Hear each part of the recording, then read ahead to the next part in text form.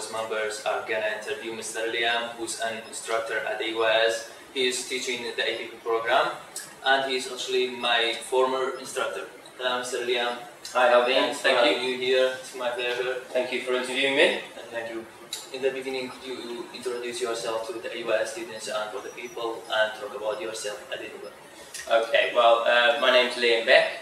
I've been here at AYS for nearly 3 years now. This will be my 7th semester.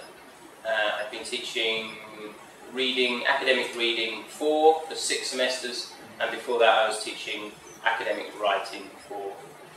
Okay, Mr. Liam, could you tell us what your educational background is? Yeah, sure. So,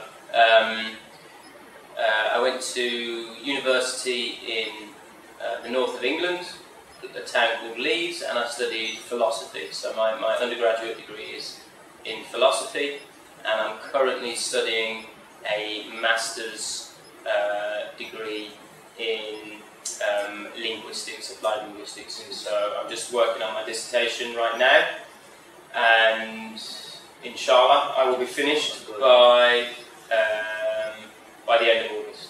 My deadline is September. Yeah. Mr. Liam, why did you decide teaching? Because I couldn't think of anything else to do. No. I decided to teach because I love interacting with people. I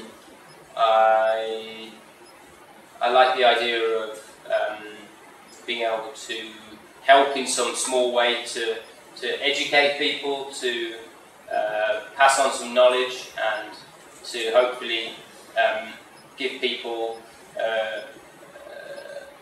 a good chance to succeed in their own lives. So hopefully I do that in a small way. Anyway. Mr. Liam, before coming to AYS, where else have you been teaching? Okay, before I came to AYS, I've moved around quite a lot actually. I left the UK in 2005. I taught in Barcelona in Spain for 2 years. Then I moved to Vietnam, and I taught there for 2 years.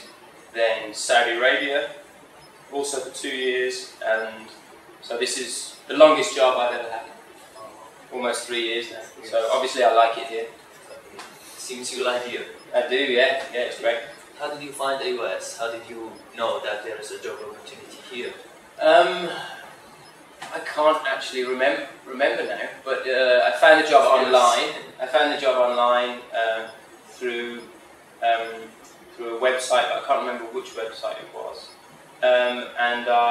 So I sent in an application, and I wasn't 100% sure that I wanted to work in Iraq with the stories that you hear in the media, but I did some research of my own, read about the Kurdish region and Soleimani, and it sounded very pleasant, very safe, and so I got a job interview, had 2 interviews, and I liked the sound of the place. It sounded great, so I took the job, and here I am. Cool. Mr. Liam, I talked with some instructors, and they told me that their decision about visiting here and teaching here was difficult. Was your decision about visiting here difficult? About coming to work here? Yeah. Coming to work and live here. Actually, it wasn't as difficult as I think it is for some people, because a lot of instructors, a lot of professors probably come direct from the United States. Yeah. And so to go from the United States to Iraq, I think it's further, yeah, and it's more of a challenge. Yeah. Whereas I was already in the Middle East, I was already in Saudi Arabia, and so for me it wasn't that far.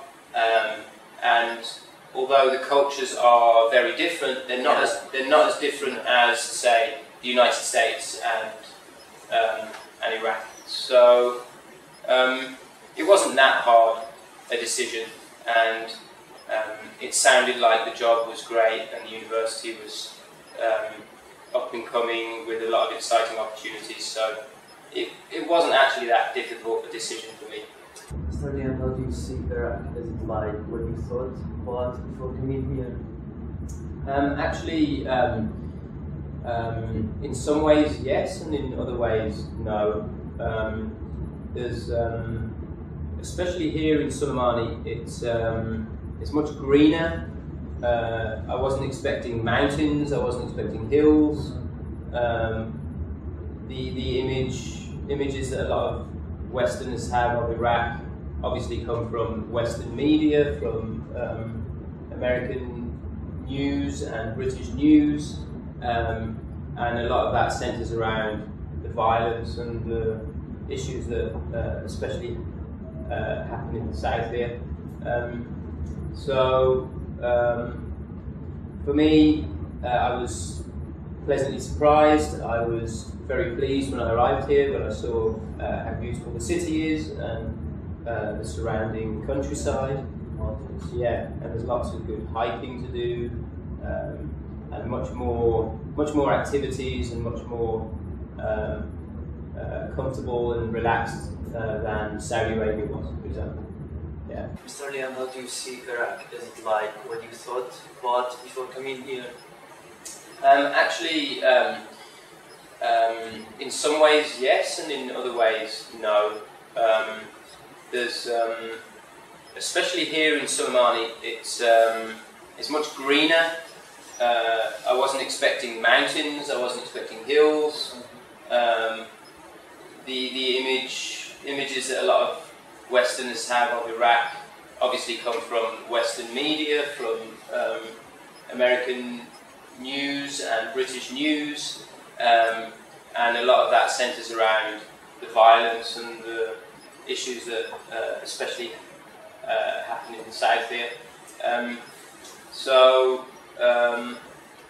For me, I was pleasantly surprised. I was very pleased when I arrived here, when I saw how beautiful the city is and the surrounding countryside. Yeah, and there's lots of good hiking to do, and much more activities, and much more comfortable and relaxed than Saudi Arabia was, for example. Yeah. Let's talk about interacting with students. What kind of students do you like to work with? I mean, what kind of students do you teach more efficiently? Okay, I get on with most of my students, I think. Maybe they will disagree with me, I don't know. But I get on well with hard-working students. I get on well with lazy students. Yeah. I get on well with any students, and I can teach any students, as long as you probably remember, as long as there's respect in the classroom. Yeah, the respect was very important. Yeah, so that was always the thing that I started the semester with. You know, the most important rule is respect, and as long as we all respect each other, then anything else we can deal with. Mr. Liam, every instructor has its own procedure to assess its students. What kind of procedures do you use to assess your students besides giving the exams? Okay, so apart from exams, well, it's a reading course, so obviously we test reading skills and vocabulary, which is crucial to reading skills, and we've just done some debates on communism. We're going to do some presentations where the students teach a lesson to the rest of the class on basic economic principles, many different forms of assessment, like paraphrasing, summarising, graphic organisers, outlines, I can't remember. quizzes. There's lots of assessment. So Liam, you know we are still the learners of our second language. What do you suggest for the students to enhance their language? Well, I think that the most important thing for developing your language skills and maintaining your language skills, well, two things really. To continue to communicate in English and to communicate with professors, but not just professors, other students.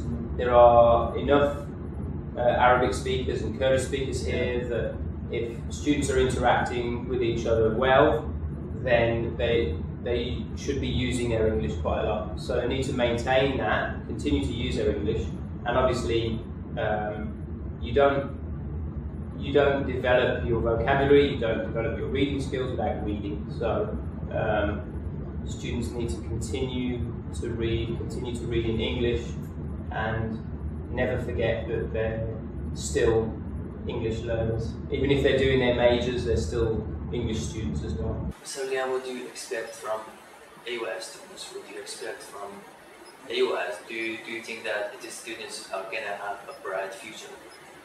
Yeah, sure. I mean, AUIS students are well regarded in Soleimani, in Iraq, and I think that students who take part in everything that we have to offer here at AUIS, from the academic side and also outside clubs and so on. I think students who really make the most of their opportunity here will be very successful in their lives. And I read an interesting fact that students who